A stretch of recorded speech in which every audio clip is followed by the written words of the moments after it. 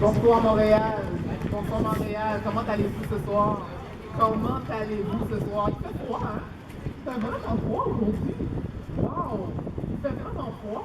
Mais c'est pas grave, même s'il fait froid, il fait chaud, il fait humide. On est là ici. On est là ici pour vous annoncer une bonne nouvelle. Une mauvaise nouvelle, mais une bonne nouvelle, mes amis. Vous savez qu'il y a 2000 ans, il y a quelqu'un qui s'est débrouillé pour vous, mes amis. Il y a quelqu'un qui s'est humilié pour vous. Il y a quelqu'un qui s'est rabaissé pour vous. Parce qu'on est tous des pécheurs, mes amis. Tout le monde pêche. Dieu, dans sa parole, dit qu'il n'a pas trouvé un qui était sans péché. Tout le monde a péché dans sa vie. Est-ce qu'il y a quelqu'un de vous qui a déjà menti? Est-ce qu'il y a quelqu'un de vous qui a déjà convoité quelqu'un dans son cœur? La parole est dit que quiconque qui convoite quelqu'un, une femme dans son cœur, a déjà commis l'adultère. Mais je pense que tout le monde a fait ça. À regarder, convoiter, envier. Regardez la pornographie, c'est convoiter. Avez-vous déjà désobéi à vos parents? Avez-vous déjà volé quelque chose? N'importe quoi, quelque chose qui ne vous appartient pas. Même la musique téléchargée illégalement. Je l'ai faite plusieurs fois, je m'inclus. Avez-vous déjà, je sais pas moi, fait l'adultère? Avez-vous déjà fait un meurtre? Même l'avortement, c'est considéré comme un meurtre. Avez-vous déjà convoité ou bien envié, jalousé quelqu'un? Mais selon Dieu, on a cassé cette loi. La loi a été brisée. Juste par une loi qui a été cassée, on est des pécheurs aux yeux de Dieu. L'homme s'est rebellé contre Dieu. L'homme s'est rebellé contre Dieu parce que le péché est venu dans le monde. Le péché est venu dans le monde et ça nous a séparés de Dieu. Ça nous a séparés. C'est un péché. Pardon? Télécharger la musique, c'est Oui, un péché. c'est illégal. Si vous payez la musique, mon cher monsieur, si vous payez de la musique, c'est correct. Mais si vous la prenez illégalement, et voilà le problème. Mais si vous la payez, il n'y a pas de problème. Mais si vous la prenez et prenez une musique, monsieur me dit, c'est télécharger une musique, est-ce que c'est illégal? C'est illégal si vous la prenez sans payer, bien sûr. Mais si vous la payez, c'est correct. Parce qu'il y a des droits d'auteur, il y a des gens qui ont travaillé derrière cette musique, derrière cette vidéo. Il y a ça aussi, il y a du monde qui travaille derrière ces choses. Tout le monde a besoin de travailler. Mais comme je revenais tantôt, mes amis, c'est qu'on est des pécheurs. Et le péché éloigne l'homme de Dieu, nous sépare de Dieu pour l'éternité. Et Dieu nous aime, Dieu a envoyé son Fils pour nous. Dieu a envoyé son seul Fils unique pour nous, pour pas qu'on soit éloigné de lui pour l'éternité, pour pas qu'on soit séparé de lui pour l'éternité. Jésus est tellement bon parce que ce qu'il a fait, Dieu, il a dit que wow, j'aime tellement ma création, je veux pas que ma création soit éloignée de moi. Je veux pas ça. Je les aime, mais qu'est-ce que je peux faire pour que l'homme se rapproche de moi? Qu'est-ce que je peux faire pour que l'homme, la création que j'ai créée, qui vient de la poussière, qu'est-ce que je peux faire pour ramener l'homme à moi? Mais c'est merveilleux, il est descendu sur la terre. Oui, mes amis, Dieu est descendu sur la terre. Il a pris la forme d'un corps. Et ce merveilleux corps, c'est Jésus-Christ. Jésus-Christ a pris le corps de Dieu. Jésus est Dieu, fait chair. Et Jésus a été à la croix pour prendre notre condamnation, pour prendre nos péchés, pour prendre nos iniquités, pour nous rapprocher avec Dieu. Parce que la parole dit que le salaire du péché, c'est la mort. Et le don gratuit, c'est la vie éternelle avec Jésus-Christ. Il est venu sur la terre pour se rapprocher de vous. Il est venu sur la terre pour avoir une relation avec vous. Il ne veut pas une religion du tout. C'est pas une question de religion, mes amis. C'est pas du tout une question de religion. C'est une question de relation.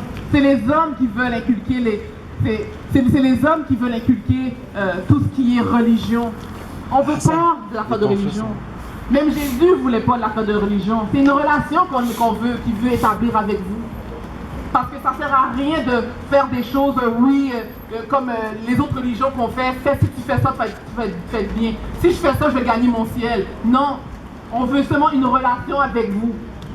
Il veut une relation avec vous. Et moi, quand j'ai compris qu'est-ce que c'était être en Christ, c'est vraiment une relation. Je Je ne crois pas, mes amis, que vous avez une religion avec votre père. Je ne crois pas que vous avez une religion avec votre épouse, ou votre époux, ou vos enfants, ou vos grands-parents. Ben non. Non, c'est du tout ça. C'est vraiment une relation, une proximité, une profondeur avec le merveilleux Seigneur, avec le Créateur qui vous a donné l'air dans vos poumons, avec le Créateur qui vous a donné du sang dans vos veines. Il veut que vous veniez à lui se bâtir cette relation pour pas que vous soyez éloignés pour l'éternité. Et il y a une punition, mes amis. Il y a une punition éternelle qui s'appelle la séparation de Dieu pour l'éternité, qui est le péché. Le salaire du péché, c'est la mort, puis on est privé de la gloire de Dieu, puis tout le monde a péché. Dieu n'a pas trouvé pas une personne qui était sans péché, sans tâche. Pas une. Il n'en a pas trouvé une. Tout le monde a péché, moi-même inclus. J'en ai fait des péchés. Et je pensais, comme je l'ai dit dans mon témoignage, je pensais que j'étais une bonne personne. Quand j'étais dans le monde, je pensais que j'étais vraiment une bonne personne. Je fais du mal à personne, je travaille, je fais du bien. Et puis, mais quand le Seigneur s'est révélé à moi il y a 2 ans, pour me révéler la pécheresse que j'étais vraiment dans l'effroi, j'étais vraiment dans le saisissement. Parce que Dieu, dans sa parole, il dit que les menteurs, les lâches, les impudiques, ceux qui pratiquent la sorcellerie et la magie, c'est des choses que j'ai pratiquées longtemps et pensant que j'allais avoir mon issue, ma source, ma réponse, ils n'hériteront pas du royaume des cieux. Ceux qui sont dans l'impureté sexuelle, tous ce qui sont les lâches, les menteurs, les voleurs, les impudiques, les idolâtres, n'hériteront pas du royaume des cieux. Non, ils n'hériteront pas du royaume des cieux. La parole elle dit que sans la sanctification, on ne peut pas aller vers Dieu. Il faut être sanctifié, il faut être né de nouveau. Et c'est ça qui est merveilleux. La bonne nouvelle, c'est que oui, on est des pécheurs. Oui, on est privé de la gloire de Dieu. Oui, que si on meurt dans notre péché, c'est la punition éternelle qui s'appelle l'enfer. Et c'est ça, mes amis. Je sais que ça titille quand on entend ce mot-là. Ça comme, je ne veux pas entendre ce mot, mais c'est un fait réel. Jésus parle plus de l'enfer dans la parole que le paradis. Parce que c'est l'avertissement qu'il donne aux gens, que ce n'est pas un lieu à aller. Il ne veut pas que vous alliez là. Il veut que vous veniez à lui pour empêcher. Puis c'est pour ça qu'on est là, mes frères et moi-même, vous annoncer une bonne nouvelle, qu'il y a une solution à vos problèmes. Il y a peut-être des gens ici qui sont déprimés, qui sont dans une cause de divorce, ont des problèmes de jeu, de dette, des problèmes d'immoralité sexuelle, de n'importe quel type de dépression. Ils prennent des antidépresseurs, ils sont à l'école, ils vivent du stress, de l'angoisse. Peu importe les choses que vous avez, il y a une solution à vos problèmes. Et le seul problème, c'est par Jésus-Christ. C'est le seul sauveur. La parole dit que si vous êtes chargé ou épuisé, je vous donnerai du repos. Il peut vous donner du repos à vos tourments, à votre condamnation que vous avez chaque jour. Il peut vous libérer de plusieurs chaînes, plusieurs addictions, aux drogues, au sexe, au jeu, au sport.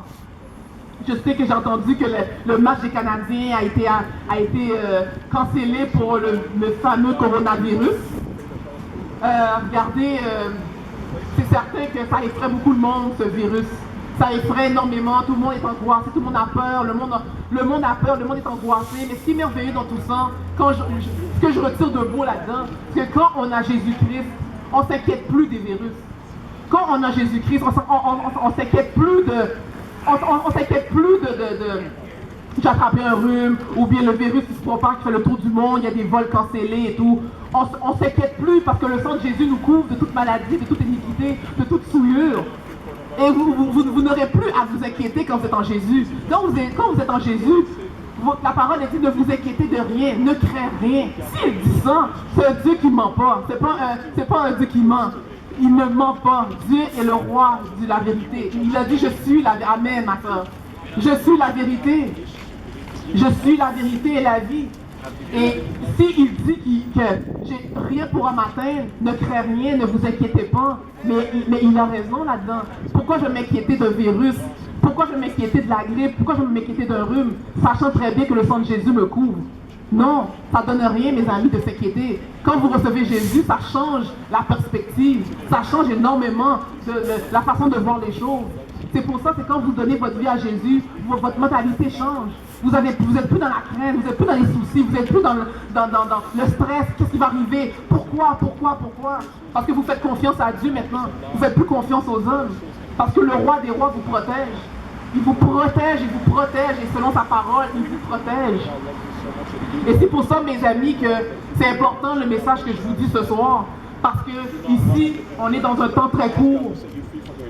On est dans un temps très court.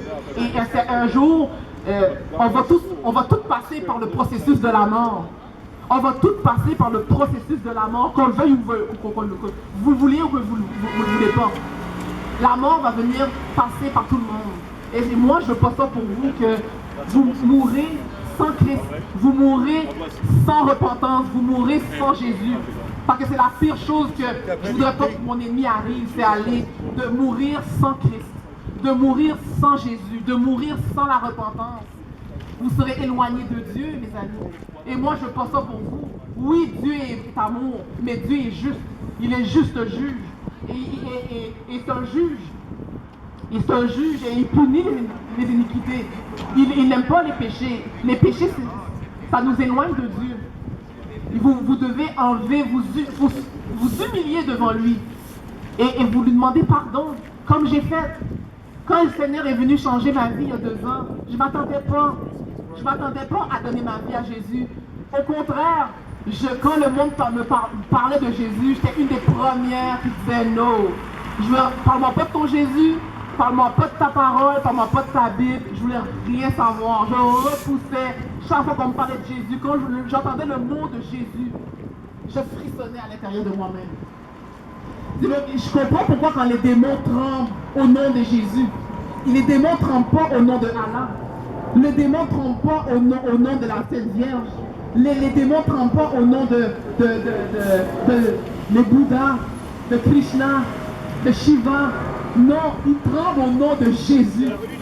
Ils tremblent au nom de Jésus. Parce que c'est un nom puissant qui est en haut de toute puissance, en haut de toute domination. Et c'est pour ça que moi, quand j'entendais la parole de Jésus, les démons à l'intérieur de moi que j'avais me faisaient haïr la parole, haïr l'évangile, haïr entendre le monde prêcher de Dieu. Mais il fallait que le Saint-Esprit vienne cogner à ma porte et me dire, va t'acheter une Bible. Et en la lisant, je voyais la pécheresse que j'étais. En la lisant, je voyais que, wow, si je continue dans mon péché, si je continue dans la fornication, si je continue dans le mensonge, dans la calomnie, dans le murmure, dans l'orgueil, dans la magie, dans la sorcellerie, dans l'idolâtrie, si je continue dans ces péchés-là et je mourrais, qu'est-ce qui arriverait? Je mourrais sans présence de Dieu dans ma vie. Je serais éloigné pour l'éternité de Dieu, de Jésus. Et ce serait l'enfer éternel pour moi. Dieu m'a accordé une chance. Il m'a accordé une chance. Et il est venu d'une façon inattendue. Et jamais j'aurais pensé servir Jésus avec zèle et passion. Alléluia. Alléluia. Jamais j'aurais pensé, maintenant, ici, ce soir, parmi vous, prêcher l'évangile, parler comment Jésus a changé ma vie. S'il m'a changé ma vie, il peut changer votre vie à vous aussi. Si vous vous sentez vraiment épris de vos problèmes, il n'y a pas d'issue, vous ne savez pas où aller, vous ne savez pas à qui parler, mais fermez la porte de votre chambre et cherchez la face de Jésus, il va vous répondre. Il va vraiment vous répondre. Moi, je n'avais pas de réponse. Ce n'était pas la chose que je cherchais, c'était Jésus. Oui, je cherchais par les choses occultes. Oui, je cherchais par les médiums, par tout ce qui était occulte, par les hommes, ou peu importe, pour avoir une réponse à ce que je demandais. J'avais des problèmes personnels, j'étais dans l'anxiété beaucoup. Et il fallut que Jésus vienne à ma porte. Il vienne frapper à ma porte pour me dire de m'acheter une Bible et de la lire. Et regarder que comment j'étais dans le péché. Moi, je pensais que j'étais une bonne personne. Mais la parole dit qu'il n'y a personne il n'y a pas une dans la terre qui est une bonne personne. Tout le monde est une mauvaise personne. Aux yeux de Dieu, tout le monde est mauvais. Tout le monde est souillé. Tout le monde pêche. Tout le monde on est dans la condamnation. Mais ce qui est merveilleux quand on a Jésus-Christ comme notre Seigneur et comme notre Sauveur, les choses passées sont anciennes. Et maintenant, les choses sont devenues nouvelles. Alléluia. Alléluia. Gloire à Dieu. Gloire à Dieu. C'est le plus grand, le seul qui peut nous délivrer. Le seul qui peut vous délivrer de la mort éternelle. Le seul qui peut vous délivrer de l'addiction, de tout ce qui est idolâtrie. Sois bénie, ma soeur. Qui peut vous libérer de toutes les addictions que vous avez chaque jour. Je ne sais pas ce que vous vivez. Dieu seul sait qu'est-ce que vous vivez. Dieu seul sait qu'est-ce que vous pensez le soir quand vous allez vous coucher. On ne connaît pas vos cœurs, mais Dieu est omnipotent, omniprésent, omniscient. Il connaît, il est là partout. Et vous savez, mes amis, qu'on aura des comptes à rendre à Dieu un jour. Oh, on aura des comptes à rendre à Dieu un jour. Sur toutes les pensées, les actions. Tout est noté. Tout ce que vous faites, vous pensez que personne ne voit. Il n'y a personne qui me voit. Mais lui, le grand roi des rois, il vous voit. Il voit ce que vous pensez. Il voit si vous avez de la haine dans votre cœur. Il voit si vous convoitez en secret. Il voit si vous volez, si vous manigancez, si vous manipulez le gouvernement, si vous mentez à votre conjoint ou votre conjoint, si vous désobéissez à vos parents. Il voit tout. Tout est écrit. On aura des comptes à rendre à Dieu un jour. On aura des comptes. Et ça, mes amis, il n'y a rien de pire de ça, de tomber devant le Dieu vivant.